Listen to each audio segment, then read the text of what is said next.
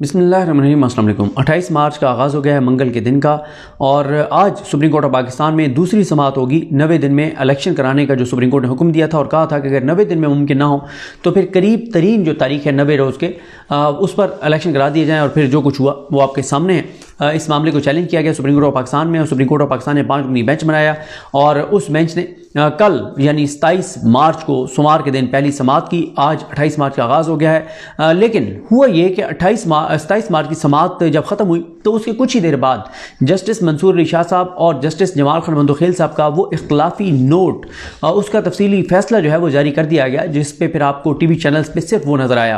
अब TV channels पे वो क्यों नज़र आया है, वो इसलिए आपको नज़र आया कि हुकूमत जो है इस वक्त वो जो मरीम नवाज़ साहिबा का जो बयानिया है, जो राना सनौला का बयानिया है, जो नवाज शरीफ का बयानिया है, जो PDM का बयानिया है, वही इस फैसले में था। तो इसलिए फिर, और इस वक्त टीवी चैनल्स कंट्रोल्ड हैं, तो इसलिए तमाम चैनल्स बोल या एक आध और चैनल को छोड़ के आपको सारे चैनल्स के ऊपर सिर्फ यही इख्तलाफी नोट जो है वो नज़र आया होगा। इस इख्तलाफी नोट के अंदर जो कुछ लिखा हुआ है वो नज़र आया होगा, और पूरा इसको भरपूर चलवाया गया।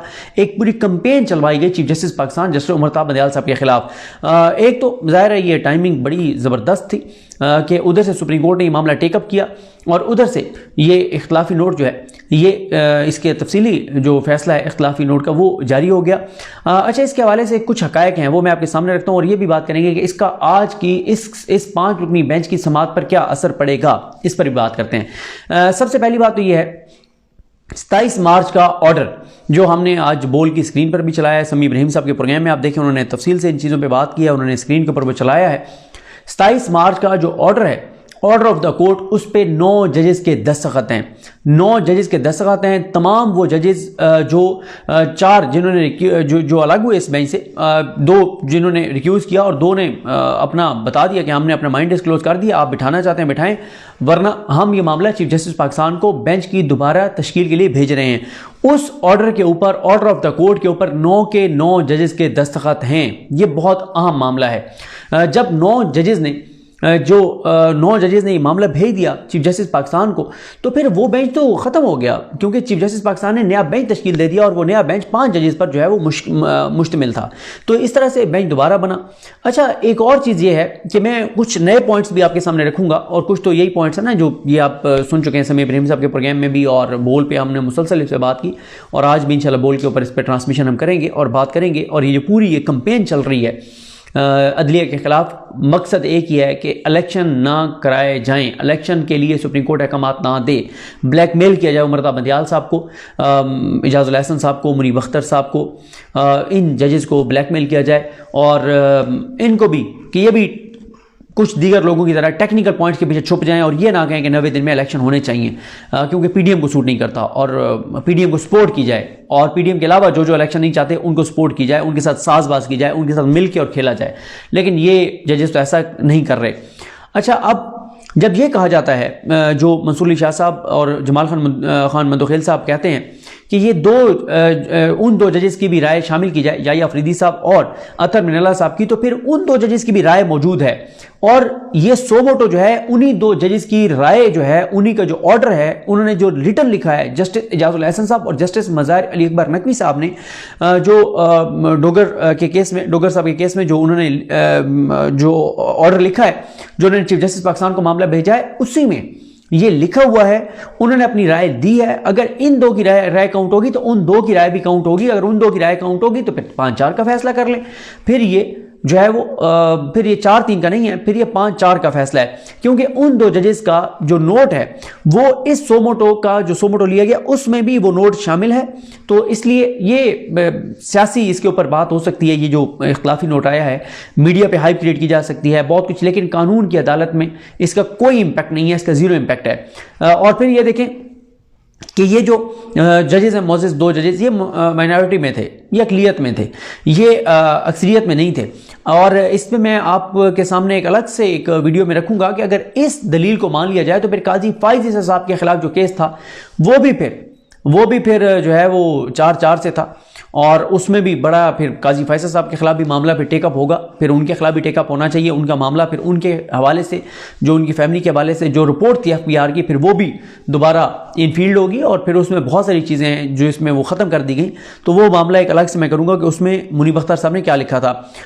उसके अलावा ये देखें कि ये जो दो मोअज़्ज़िज़ जजेस हैं, इन्होंने 90 दिन के इलेक्शन के ऊपर नहीं गए कि होने चाहिए नहीं होने चाहिए, बस टेक्निकल चीज़ों के ऊपर सारा मामला रख के और उन्होंने कर दिया, उसके ऊपर नहीं गए इलेक्शन होने या ना होने के हवाले से।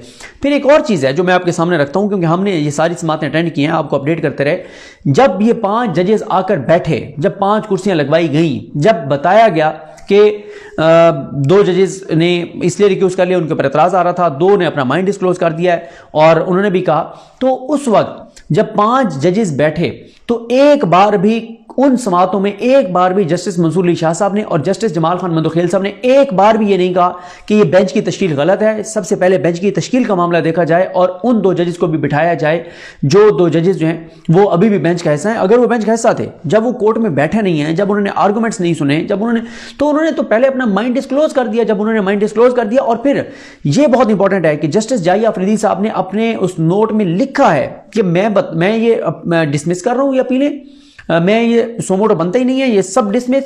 और फिर भी अगर चीफ जस्टिस मुझे बिठाना चाहते हैं तो उनकी स्वाबदीद है, मैं अपना फैसला सुना रहा हूं कि मैं जो है वो इनको डिसमिस कर रहा हूं। बिल्कुल उसी तरह से जैसे 2 जजेस इजाजुल हसन साहब और मज़ाहिर अली अकबर नकवी साहब ने लिख दिया कि 90 रोज में इलेक्शन ना करवाना आइन की खिलाफ वर्जी है, 90 रोज में इलेक्शन होने चाहिए और इनका कोई इरादा नहीं है। उन्होंने भी अपना डिसीजन दे दिया था, तो जब उन्होंने डिसीजन दे दिया था तो फिर इन्होंने भी दे दिया, ये भी अलग हो गए।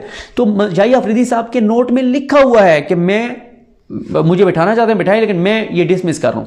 और अतर मिल्ला साहब ने कहा मैं इत्तफाक करता हूं जाहिया अफरीदी साहब के साथ। तो इसलिए और फिर जब फैसला अनाउंस कर रहे थे chief justice Pakistan justice Umar Ata Bandial साहब कि हम 3-2 की मेजॉरिटी से फैसला सुना रहे हैं, उस वक्त भी मंसूर अली शाह साहब नहीं बोले, उस वक्त भी जमाल खान मंदोखेल साहब नहीं बोले।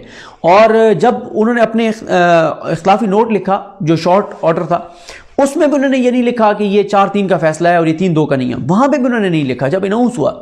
देखें, जितने रिमार्क्स आप उठा के देख लें मंसूर अली शाह साहब के और जमाल खान मंदोखेल साहब के, उस दौरान जो उस समात पर एक बार भी उन्होंने ये नहीं कहा कि ये बेंच की तश्कील गलत है, बल्कि यहां तक कि जस्टिस मंसूर अली शाह साहब ने फैसला महफूज होने से 3 घंटे पहले कहा कि मेरे पंचायती दिमाग में एक सवाल आ रहा है, क्यों नहीं आप कंसेंसस कर लेते, आप इत्तफाक कर लेते, आप पॉलिटिकल पार्टीज एक इत्तफाक राय से एक तारीख देते हैं और उसके ऊपर इलेक्शन करवा लें। और उसी वक्त समात फिर ब्रेक हो गई थी सारे, और एकदम टीवी चैनल्स पे जाहिर है एक वो हो गया, ट्रांसमिशनें शुरू हो गई, बातचीत शुरू हो गई, हमने भी ब्रेक किया। और उसमें जो है सुप्रीम कोर्ट ने मंसूर अली शाह साहब ने ये बात कही।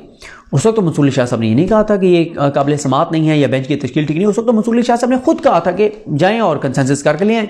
उस वक्त तो काबिल समात ही दरखास्तें, और उस वक्त बेंच की तश्कील भी ठीक थी। और जब फैसला महफूज हुआ, तो जब अनाउंस हुआ, तो उस वक्त दरखास्तें जो हैं वो नाकाबिल समात करार दे दी गई।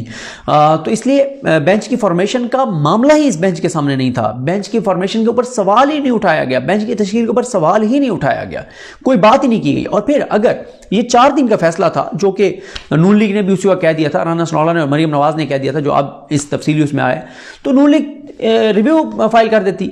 रिव्यू फाइल करती, रिव्यू में क्या होता, रिव्यू में यही जजेस कह देते बैठ के कि भाई हाँ हम ये कह रहे हैं कि ये 4 दिन का फैसला है, लेकिन उन्होंने तो ना अपने शॉर्ट ऑर्डर में लिखा ये 4 दिन का फैसला है, ना नून लीग ने रिव्यू में डाला। नून लीग को खुद पता था कि रिव्यू को कोई फ़ायदा नहीं है, क्योंकि उसमें कानूनी तौर पर कुछ नहीं है। तो ये जो इख्तिलाफी नोट है, मीडिया के लिए ठीक है, चैनल्स को अरबों रुपए के इश्तिहारात दिए जा रहे हैं, सब कुछ है। और जब जब सुप्रीम कोर्ट के खिलाफ कंपेन मीडिया चलाता है, तब तब अरबों रुपए के इश्तिहारात मीडिया को दिए जाते हैं। वो सारी बातें अपनी जगह पे। तो बात यह है कि इसलिए ये इसमें कोई वो नहीं है, इसका आज के केस पे मुझे नहीं लगता कोई इम्पैक्ट पड़ेगा। बाकी ज़ाहिर है चीफ जस्टिस पाकिस्तान ने इसको देखना है, बेंच ने इस मामले को देखना है, लेकिन मेरा नहीं ख्याल कि इसका कोई इम्पैक्ट है, क्योंकि ये इख्तिलाफी नोट है, ये अक़लियती फ़ैसला है, ये अक्सरियत यानी जजमेंट ऑफ द कोर्ट जो है वो तो ज़ाहिर है अदालत का फ़ैसला जो है वो अक्सरियत का होता है, और वो 3-2 का है, और उसको हाई कोर्ट्स ने भी माना है 3 जजेस की अक्सरियत को, और पेशावर हाई कोर्ट ने भी मामला डिस्पोज ऑफ कर दिया, लाहौर हाई कोर्ट ने भी डिस्पोज ऑफ कर दिया। और उसके ऊपर रिव्यू के लिए ना तो इलेक्शन कमीशन गया, ना हुकूमत गई, कोई भी रिव्यू के लिए जो है वो नहीं गया। तो इन दो मोअज़्ज़िज़ जजेस ने जो है वो ये कहीं नहीं लिखा कि इलेक्शन कराएं ना कराएं, उन्होंने बस मेंटेनेबिलिटी के ऊपर और वो पूरा लिख दिया। ठीक है, वो मैं उससे इख्तिलाफ़ नहीं करता कि रेगुलेट होनी चाहिए पावर्स, वो बिल्कुल करें, बेंच की तश्कील के ऊपर बिल्कुल वो सारी चीज़ें करें। लेकिन इस केस में एक ही सवाल था, 90 रोज़ में इलेक्शन होंगे या नहीं होंगे, कराए जाएंगे या नहीं कराए जाएंगे। नून लीग, PDM और जो दीगर उनके साथ लोग हैं वो मुल्क के साथ खिलवाड़ कर रहे हैं या नहीं कर रहे, आइन को पामाल कर रहे हैं या नहीं कर रहे, ये वो सवाल था। और बहुत सी जजमेंट्स हैं और बहुत से मौके, इसमें बिल्कुल ये फैसला देते हुए कि 90 रोज़ में इलेक्शन होने चाहिए, उसके साथ भी ये चीज़ें लिख सकते थे मंसूर अली शाह साहब कि मैं ये फैसला तो दे रहा हूँ, हम ये फैसला दे रहे हैं, लेकिन इन चीज़ों पर मुझे एतराज़ है, ये चीज़ें गलत है। लेकिन उन्होंने कहीं नहीं कहा कि 90 दिन में इलेक्शन होने चाहिए। तो बड़े बड़े नाम, बड़ी बड़ी चीज़ें आपके सामने आ रही हैं कि हम बड़ा समझते थे। मैं कहीं बैठा था तो मैंने उन्हें कहा, मैं बहुत सी बातें मैंने वहाँ पे की, तो जिनके पास बैठे थे उन्होंने मुझसे इत्तफाक किया। लेकिन जब मैंने ये बात की, मैंने कहा अगर कोई ये समझ रहा है कि काजी फ़ायज़ी साहब आ जाएंगे, और मैंने कहा कि अगर इस्टेब्लिशमेंट ये समझ रही है कि काजी फ़ायज़ी साहब आ जाएंगे और सितंबर में, तो वो भी कहेंगे कि जी 1-1.5 साल इलेक्शन कराने की ज़रूरत नहीं है, कोई मसला नहीं है, तो मैंने कहा ऐसा मुझे नहीं लगता।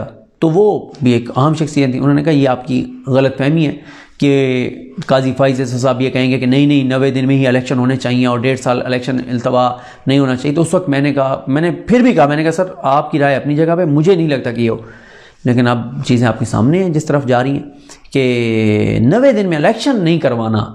क्यों 90 दिन में या 30 अप्रैल को? क्योंकि PDM नहीं चाहती। तो जिसके दिल में ब्यूरोक्रेसी में जहाँ लोग बैठे हैं, जिनके दिल में नरम गोशा है PDM के लिए और जिनको खौफ है इमरान खान का, और इस वक्त ना देखें, एक चीज़ मैं आपको बता दूँ, ये सर्वाइवल की जंग है, डू और डाई है। सर्वाइवल की जंग ऐसे है कि खान है तो फिर बहुत से लोग नहीं हैं, खान है तो फिर PDM नहीं है, खान है तो नवाज शरीफ, शहबाज शरीफ, मरीम नवाज, मौलाना बिलावल नहीं है, सियासी तौर पे बात कर रहा हूँ। इसलिए जितने भी उनके लिए दर्द दिल रखने वाले हैं, जितने भी उनके हामी हैं, जो जहाँ जहाँ भी बैठे हैं, वो पूरा इसमें उनके साथ खड़े होंगे, आखिरी हद तक जाएंगे कि जनाब इलेक्शन 90 दिन में नहीं होने चाहिए। और जो 90 दिन में इलेक्शन की बात करेगा उसके ऊपर भरपूर हमले होंगे। आप देख लें, मरतबा बदियाल साहब पर हमले हो रहे हैं, मज़ार अकबर नकवी साहब पर हमले हो रहे हैं, इजाज़ुल हसन साहब पर हमले हो रहे हैं। सिर्फ उन्होंने किया क्या है? उन्होंने कहा 90 दिन में इलेक्शन होने चाहिए, और 90 दिन का क्योंकि वो ऑलरेडी बाहर क्रॉस हो गया था, क्योंकि इलेक्शन कमीशन ने आके कहा कि 54 दिन चाहिए हमें इलेक्शन शेड्यूल के लिए, आप हो नहीं सकते। तो उन्होंने कहा ठीक है, फिर जो करीब 3 तारीख है वो दे दें, तारीख दे दी गई 30 अप्रैल। और फिर जिस तरह से अचानक रात के वक्त ये इलेक्शन कमीशन का प्रेस रिलीज़ आया कि 8 अक्टूबर को जनाब इलेक्शन होंगे, तो चीज़ें आपके सामने हैं। तो इस वक्त सिस्टम वर्सेस इमरान खान है और आइन वर्सेस ऑल है। और बदकिस्मती हमारी ये है कि जिनसे हम बहुत तवक्कुआत लगाते थे, जिनसे हम समझते थे कि वो बड़े जमहूरियत पसंद और जमहूरियत के साथ, सिविल सुप्रीमेसी के साथ खड़े होंगे और सवाल ही पैदा नहीं होता इधर उधर जाएं, चीज़ें आपके सामने खुलकर आ रही हैं कि इमरान खान के बुग़्ज़ में, इमरान खान की नफ़रत में, या PDM की हमदर्दी में, PDM की मोहब्बत में, या कुछ और लोगों के बुग़्ज़ और नफ़रत में जो है वो ऐसी चीज़ें की जा रही हैं। लेकिन अच्छा है, बहुत से चेहरों से नकाब उतर रहे हैं, बहुत से चेहरे असल चेहरे जो हैं वो हमारे सामने आ रहे हैं। बहरहाल देखते हैं चीज़ें किस तरफ आगे जा रही हैं। इनका तो यही है कि किसी तरह से बंदयाल साहब का दौर गुजर जाए, फिर काजी फ़ैसल साहब आ जाएंगे, और ज़ाहिर है काजी फ़ैसल साहब के साथ करीब होंगे ये जजेस जो इस वक्त ये जिन्होंने ये 2 जजेस ने, मुअज़्ज़िज़ जजेस ने ये फ़ैसला भी दिया है, इख्तिलाफ़ी नोट लिखा है। तो उनको लगता है, नून लीग को लगता है कि फिर हम 1.5-2 साल के लिए इलेक्शन को मुलतवी करवा देंगे और फिर जो है वो हमारी मौजें होंगी, हमारे मज़े होंगे। बहरहाल देखते हैं जी क्या सूरत हाल बनती है। मुझे अपनी दुआ में याद रखें। लकड़ी हम सबका हमें नासर। अल्लाह हाफ़िज़।